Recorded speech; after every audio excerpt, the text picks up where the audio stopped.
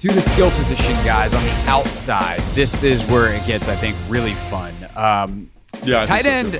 Tight end is actually, I don't think, that hard. I think when healthy, Dallas Goedert is the correct answer. Zach Ertz, obviously, who Goddard replaced many years ago at this point. Like, we'll see what Zach still is. I mean, he's been impressive in training camp, but I think Goddard's the better player. Still much closer to his prime. He has had some injury issues.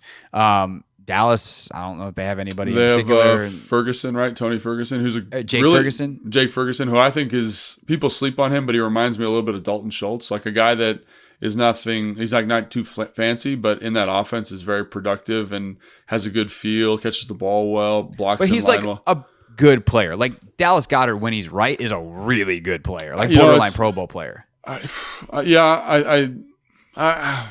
I just feel like he hasn't been right in 3 years too. So maybe it is closer than I'm giving it credit for. That's true. I think I really like Daniel Bellinger. Yeah, he to me he's just tough and physical. So I think there's a bunch of really good guys. I'm not sold on the Goddard thing. I like him a lot. Again, I don't want to make it seem like I think he's a bad football player. I just think those other guys are more complete players, and the tight end purist in me, I like those guys that do a little bit of everything, and they take pride in all facets. Like Goddard, again, he's a guy that can do some stuff in the passing game, but it doesn't, to me, elevate past some of those other guys. So if I was going to do it, if I'm going to give the award to the tight end that I want on my team, it's either Daniel Bellinger, but I don't think he's as good in the pass game as Ferguson from Dallas. So I would probably shift the mantle here to Ferguson.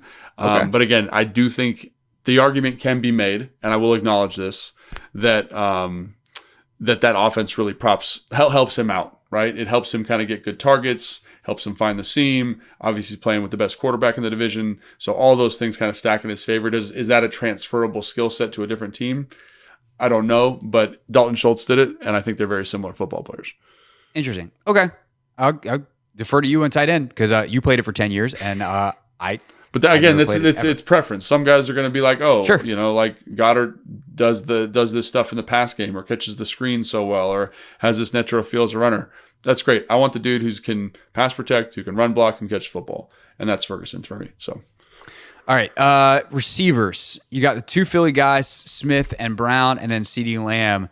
33rd team notes that for them, Lamb was voted best wide receiver and best slot receiver. So we got to pick crazy. We got to pick three receivers in the division. I feel like Brown and Lamb are no-brainers, and then it gets fun. Yeah, to me, it's like I'm surprised that he was voted the best outside receiver over AJ Brown. But I definitely think he's like, obviously it's like 1A, 1B in terms of who the best receiver is. So those two are on the team for sure. Just what is the capacity for both of them? I think.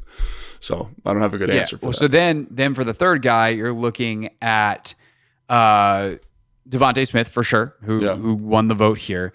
Terry, I think for sure is on that list, and I think it's probably just those two. Like Jahan didn't do enough to be involved in this conversation. There's no one else in Philly, obviously, over Smith. New York. Neighbors. I guess how good's the Rook? Yeah. And again, we don't know, but in terms of the film, like I think he's going to be pretty special, And again, if he was your 3 in the slot and you had those two horses outside, like that's a dangerous combination because he's fast, he's got great ball skills, he runs good routes, he's competitive after the catch. Like, so in that role, he might be better than like Terry, for example. But I do think you could make an argument that it's Devontae Smith and Terry for that other outside guy, and you put CeeDee Lamb in the slot, and then Cook. So really stylistically, I love Terry's toughness. I love how he competes for the football. I love his ability to make contested catches. I do think Devontae Smith is slightly a better separator, but he lacks that kind of grit to his game. So again, it comes down to stylistically, like what are you looking for your offense to look like? So for me, obviously I just said how important the tight end is that he blocks, right? I'm probably going Terry here, right? Not because of the blocking exclusively, but because of the competitor. And I'm not saying Devontae's a bad competitor, but the physicality shows up for me more. And so think about it. You got AJ Brown, you got Terry, and you got CeeDee Lamb on the same offense. Like 3 competitive, tough dudes. I like that. I like that offense quite a bit. Yeah. I think it's so hard with Terry because the quarterback play that he's had to deal with is so bad. And some of the offensive choices that have been made around him have been so bad. And I'm really hoping that this is the year that Jaden can, obviously this will be the worst year that Jaden ever has, you'd hope, as a rookie. Just by nature of him being a rookie, he'll just continue to grow and get better year over year. But then also what Cliff can bring. And Cliff likes some of the stuff that Terry does really well, such as getting vertical down the field. And Cliff believes in distributing the ball to his playmakers and letting him cook. Because that's the thing with Terry is I remember watching some of the stuff with him when he came out. And like you'd see him at Ohio State catch a slant and go 70 yards. And you're just like, why can't they get him slants in this offense? And I think Cliff, whether it comes on actual slants or other things, will get the ball in Terry's hands. And like, let's see what that looks like from a production standpoint, because I know it's not always pretty. No doubt, like route running, precision, Smith's the better player in those categories. But when like Terry just figures out how to get stuff done. And he makes big catches in big spots with regularity, third downs.